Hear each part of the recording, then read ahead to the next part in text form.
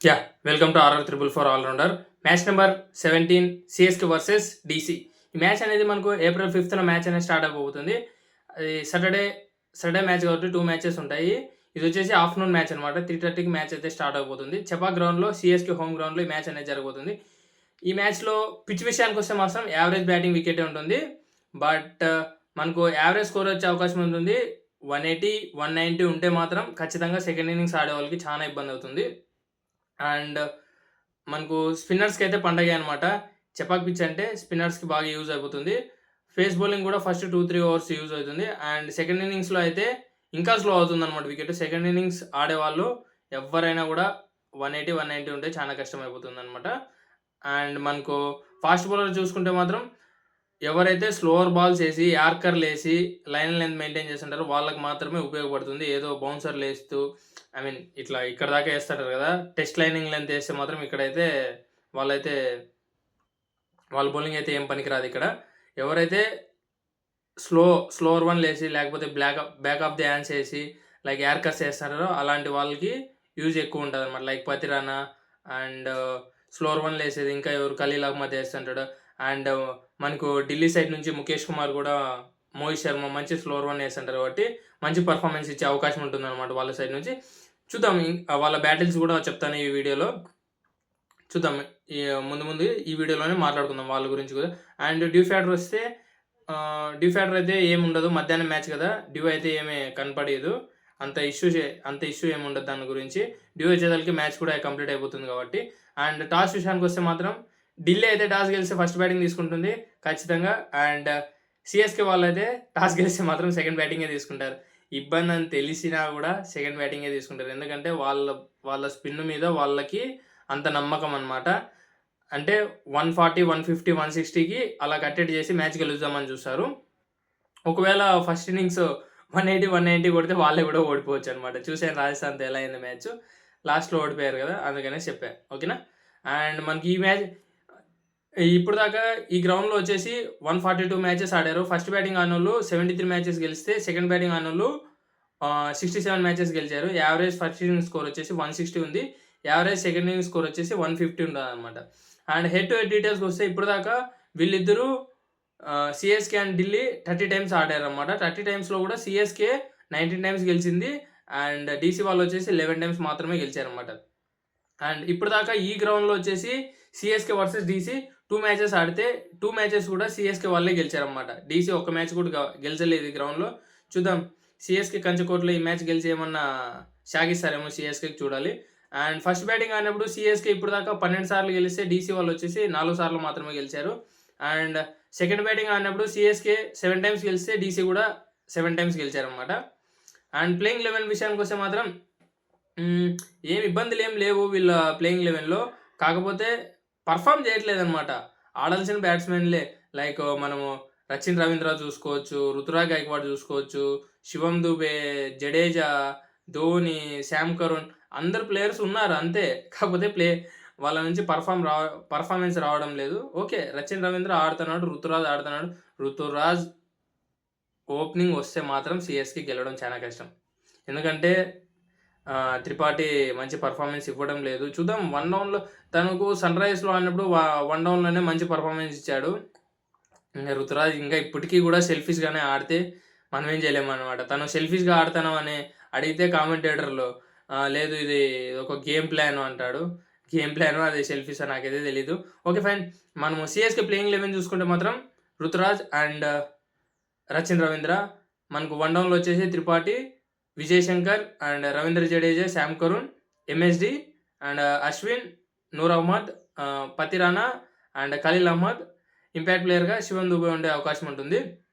And మనకు DC playing 11కి వస్తే మాత్రం Jack Fraser and du Plessis, Abhishek Porel, KL Rahul, Akshar Patel, Christian Stubbs and Vignesh Puthur and Kuldeep and Mohit Sharma, Mukesh Kumar, Mitchell Starc ఉండే అవకాశం ఉంటుంది.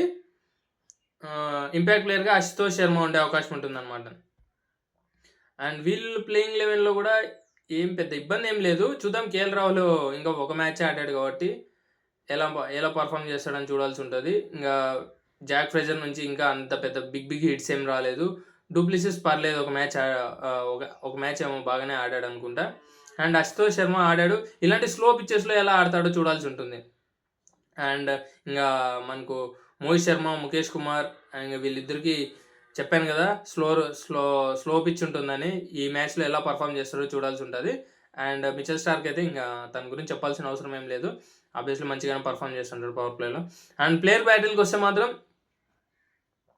రుతురాజ్ గైక్వాడ్ వర్సెస్ మోహిత్ శర్మ. ఇప్పటిదాకా 14 రన్స్ చేసి ఒక్కసారి అవుట్ అయ్యాడు. స్ట్రైక్ రేట్ వచ్చేసి 115 ఉందన్నమాట.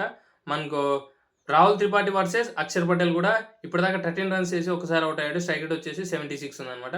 అండ్ శివం దుబే వర్సెస్ మోహిత్ శర్మ కూడా ప్లేయర్ బ్యాటిల్ చూసుకుంటే 30 రన్స్ చేసి ఒకసారి అవుట్ అయ్యాడు. 130 ఉంది strike rate. And Ravindra Jadeja versus Akshar Patel కూడా మంచి ప్లేయర్ బ్యాటిల్ అయితే ఉండబోతుంది. 37 రన్స్ చేసి ఒక్కసారి అవుట్ అయ్యాడు. స్ట్రైక్ రేట్ వచ్చేసి 160 ఉందన్నమాట. మనకి ఇంకొక ప్లేయర్ బ్యాటిల్ వచ్చేసి Sam Curran versus Mohit Sharma అనమాట. 10 రన్స్ చేసి ఒకసారి అవుట్ అయ్యాడు. 66 ఉంది strike rate. And Jake Fraser versus Ashwin ఒక్కసారి మాత్రమే ఆడాడు. అది కూడా డక్అవుట్ అయిపోయాడు. Jake Fraser versus Noor Ahmad కూడా ఒక్కసారి మాత్రమే ఫేస్ చేశాడు. ఒక రన్ చేసి అవుట్ అయిపోయాడు అనమాట. 50 ఉంది strike rate. And du Plessis versus Khaleel Ahmed కూడా మంచి ప్లేయర్ బ్యాటిల్ అయితే ఉండబోతుంది. 68 రన్స్ చేశాడు. ఒక్కసారి అవుట్ అయ్యాడు. 133 ఉంది స్ట్రైక్ రేట్. అండ్ మనకు ఫ్యాబ్ డూప్లిసిస్ వచ్చేసి Faf du Plessis versus Noor Ahmad మంచి ప్లేయర్ బ్యాటిల్ అయితే ఉండబోతుంది. 10 రన్స్ చేసి 3 టైమ్స్ అవుట్ అయ్యాడు. చూడాలి పవర్ ప్లేలో ఏమన్నా ఏపిస్తాడేమో రుతురాజు నూర్ అహ్మద్ని.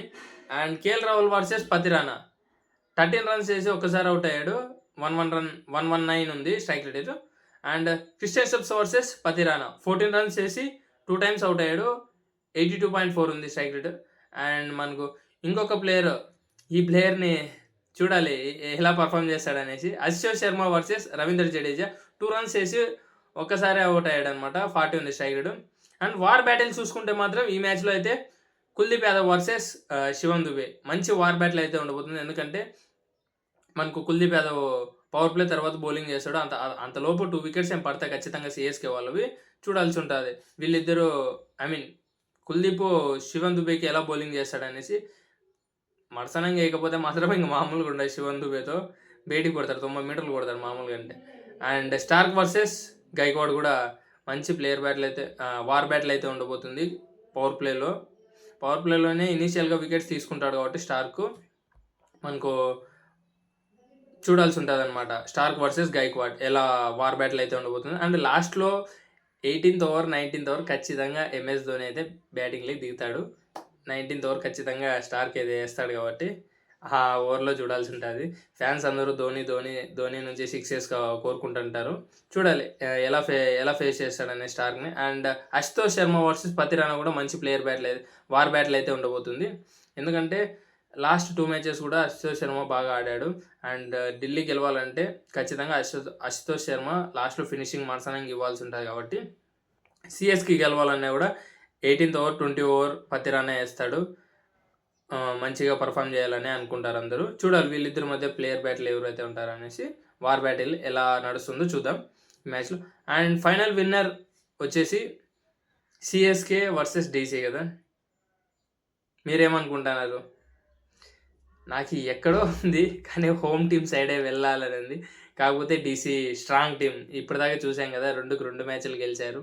కాకపోతే సిఎస్కే హోమ్ గ్రౌండ్ వాళ్ళు ఇప్పుడు దిగితేనే మ్యాచ్ ఆడమంటేనే ఒక మ్యాచ్ గెలిచాలంటే అశ్విన్ చూసుకోవచ్చు.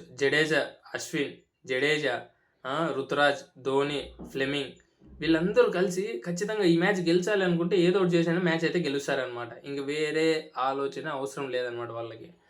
అట్లా గెలుస్తారు కాబట్టి ఈ మ్యాచ్ గెలవకపోతే వాళ్ళు కూడా టీం మీద ప్రెజర్ అయిపోతుంది. నాకు తెలిసి ఈ మ్యాచ్ అయితే నేను అనుకుంటాను ఇది నా సపరేటు. ఓకేనా, నాకు తెలిసి ఇది సిఎస్కే ఖచ్చితంగా గెలుస్తుంది. షూర్ షాట్ హోమ్ గ్రౌండ్లో అయితే ఖచ్చితంగా గెలుస్తుందని అనుకుంటాను. అందుకనేసి చెప్తాను సిఎస్కేకి వచ్చేసి నేను 55% ఇస్తాను. డీసీకి వచ్చేసి 45% ఇస్తాను. కాకపోతే హాట్ ఫేవరెట్ వచ్చేసి డీసీ అనమాట. ఓకేనా, నేనైతే సిఎస్కి గెలుస్తుందని అనుకుంటాను. మీరు ఏ టీం గెలుస్తుంది అనుకుంటున్నారో కామెంట్ చేయండి చూద్దాం. ఇప్పుడు దాకా ఈ వీడియో చూసింటే మాత్రం మీకు నచ్చిందని అనుకుంటాను. లైక్ చేసి సబ్స్క్రైబ్ చేసుకోండి. నాకు కూడా చాలా హెల్ప్ అవుతుంది. మీ ఫ్రెండ్స్లో ఎవరైనా క్రికెట్ లవర్స్ ఉన్నా కూడా ఈ వీడియోని షేర్ చేయండి. ఓకేనా, థ్యాంక్ యూ గైస్.